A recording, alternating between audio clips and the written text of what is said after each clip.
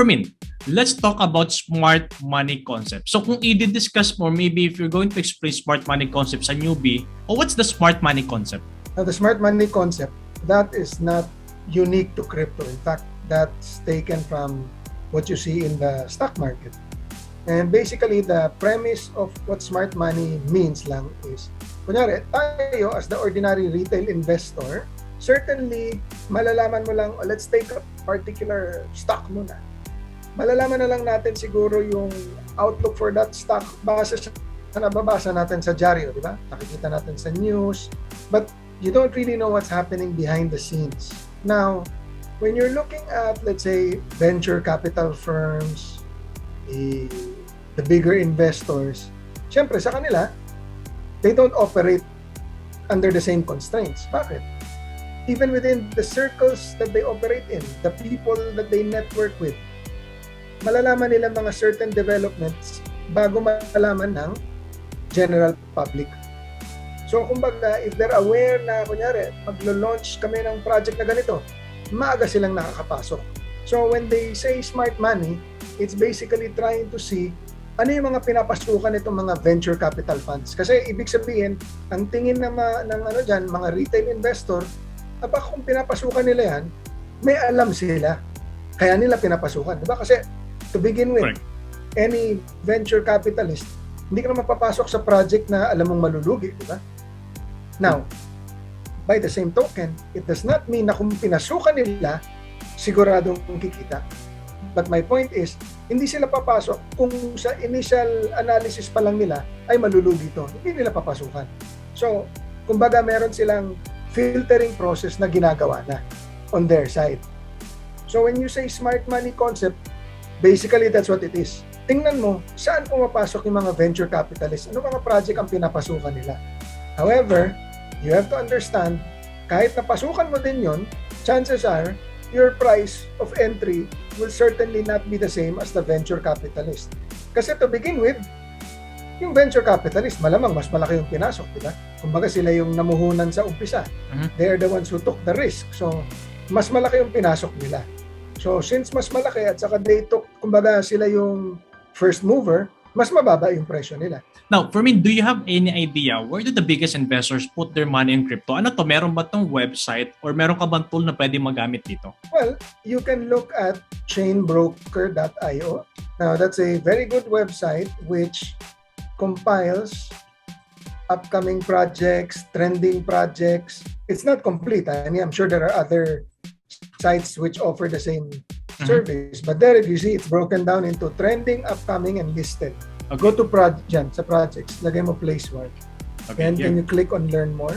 So let's scroll down. Ayan, nakikita nyo, no? So these are companies like AU21, ZBS Capital, Kiros Ventures. Yan, mga venture capital firms yan. Can you scroll up again, Coach? Tingnan mo yung Kiros Venture. 64 investments. X Network Capital, 118 investments. AU21, 173. So, dito nyo nakikita, these are venture capital funds na naghahanap ng various projects in the cryptocurrency space. So yan, pwede mong puntahan yung mga website ng mga specific companies na yan, makikita mo ano pa yung mga pinasukan nila. Can you scroll further down, Coach, para mapaliwanag? Tingnan nyo dito, funding rounds. Now, you look at the seed private round. That meant, yan yung mga nauna. Token price, 0.008. So, tingnan ninyo, when they already went to yung mga IDO, sa Gate.io, dyan sa IEO, IDO, ano na yung presyo? 0.014, right? Yes. But they got in at 0.008. That's huge. And look at the difference in time frame, Coach. October 24 and November 2. So halos isang linggo. Ano na nangyari? Halos isang linggo, dumoble na pera nila. Can you go to CoinGecko? Hanapin natin yung place what? 0.019 sa ngayon. All-time high, tingnan mo. That's 0.26. Yeah. So isipin mo, if you had entered at 0.008, do you need to sell at the top? No, but you certainly could sell kahit na 1/4 of that, nabawi mo na yung capital mo. Agree. You let it ride. Diba? So again, it really is a function of, I think, first and foremost, what any newbie needs to understand is what sort of profile does that person have? Is he a trader? Is he an investor? Because ibang-iba yung strategy ng trader, ibang strategy ng investor. True. That's one side which I look at to see where the venture capital funds are going. Pero yun nga, chances are you'll not be able to get in at the same price. Now, sometimes, let's say when there is a bear market correction, sometimes the price can go to as low as what the original investors entered at. Be good. If you believe in the use case of that token and that opportunity comes, certainly worth looking at. Now, for me, a follow-up question. So, you mean that, let's say, itong mga biggest venture capitalists ito, they've invested on that particular token. So, for you or ikaw mismo, are you putting also your money or are you also investing doon sa mga projects na, let's say, investan din nila? Or hindi naman lahat? So, ano yung mga tinitignan mo lang dito bago ka bumili? Yun, babalik tayo sa pinag-usapan natin earlier. Ano yung use case? Ano yung milestones nila? Sino yung management team? Kasi, the reality, syempre, the venture capital funds, mas malaki yung pera nila, di ba? So that's why, if you go back to that AU21, he already has 175 investments. So kahit na sabihin mong minimum 1 million, but I can tell you in some of their projects, it's even more than that. That means they have $175 million na pondo. Now, not everybody has access to that sort of money, di ba? So clearly, even at let's say at our level na retail, hindi mo papasukan lahat ng 173 na pinasukan nila. Even you, mamimili ka. Pero, kumbaga, one strategy you could look at is, base dun sa pinasukan niya, dun na lang ako mamimili. Di ba? Pwede yan. Kasi kumbaga, sila ni-research na nila, sabi nila, okay to. O di, mamimili na lang ako dun sa pinasukan nila. That's one possible strategy or way of looking at what do you want to get into. So, paano ba nagpo-pull ng funds to mga venture capitalists? Are they, or do they have investors na talaga inside, or they're also getting money from retail investors or traders? Some of them would, but generally, pag venture capital funds yan, a select group of individuals, yung mga big money. Hindi sila pumapasok ng retail. So it means that there are big people who invested doon sa mga companies na to, and etong company na yun nag-i-invest doon sa iba't ibang mga projects, tama? Pero coach, click on AU21 Capital. It tells you they've made 40 investments. Then you scroll down further, it tells you how many they led, 5, meaning they were the lead investor in 5 of the projects. So it means that through this website, you can clearly, or you can see saan ba na dinadala nila yung pera, so where they're putting their money in the crypto market, which project they think could give them good returns in the future, tama? Yan, tingnan mo rin. Investor type, crypto ventures.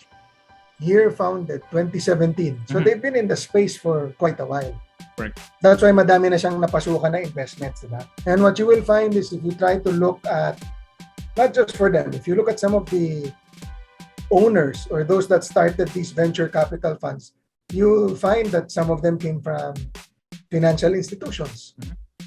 Na nakikita na nila na, okay, digital is going to be part of the future.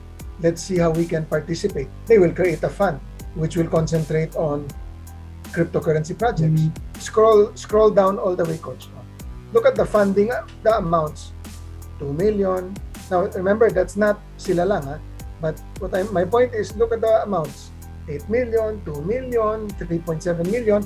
They're not the only ones. So what I'm saying is, nakikita mo that even them, they're not going to put all of their eggs in one basket. They will spread that out among several projects. Why? Because they know that if I invested in 100 projects, kahit na sabihin mong only 10 do really well, alam naman natin in crypto, when you say does really well, mahina ang 10x, diba? So, even if they invested in 100 projects and only 10 do really fantastic, the returns on those 10 can offset any losses they may have had on the others. So which means if you're not a venture capitalist, you couldn't buy those cryptocurrencies na seed or private round pa lang or seed sale or private sale. Tama? Highly unlikely. Sometimes, pwede yan yung mga, di ba, nag-ano sila ng mga whitelist, ganyan, but that's a very, very competitive and random process.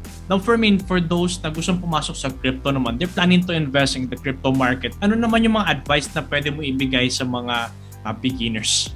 Well, again, if you're new to the space, then probably stick with the fundamental coins first. Diba? Because yun nga, kaya nang sabi namin, huwag mong papasukan ang hindi mo pinag-aralan. Kung ganyan, you stay muna with the basics. Maybe top 10. Diyan ka lang muna tumingin. Kasi at least, yung mga top 10, medyo they've stood the test of time. Medyo matagal na sa merkado. So, kumbaga, huwag kang tataya ng all-in on a token which is ranked 12,208. Kung bago ka pa lang. I mean, actually, kahit na hindi ka bago po, I wouldn't recommend that, diba? Unless pinag-aralan mong mabuti. There is no substitute for studying the space. Diba? Because why will you invest in something that you did not understand?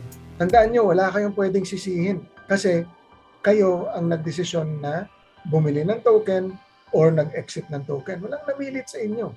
So, kung kayo ang magdedesisyon, hindi kailangan pag-aralan nyo. Walang sisihan.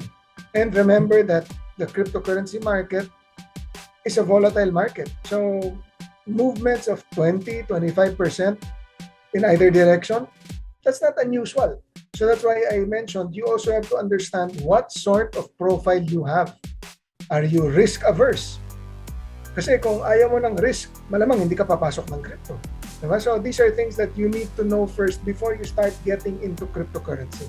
Maraming salamat, Fermin Barrenechea III. So once again, I hope marami kayo natutunan dito sa session natin. And as always, kung meron kayong mga questions, comments, suggestions, let us know in the description or comment box below. And please check the description box below if you want to learn more. Jonathan Tinoco here. And as always, thanks for watching. And we'll see you in our next video.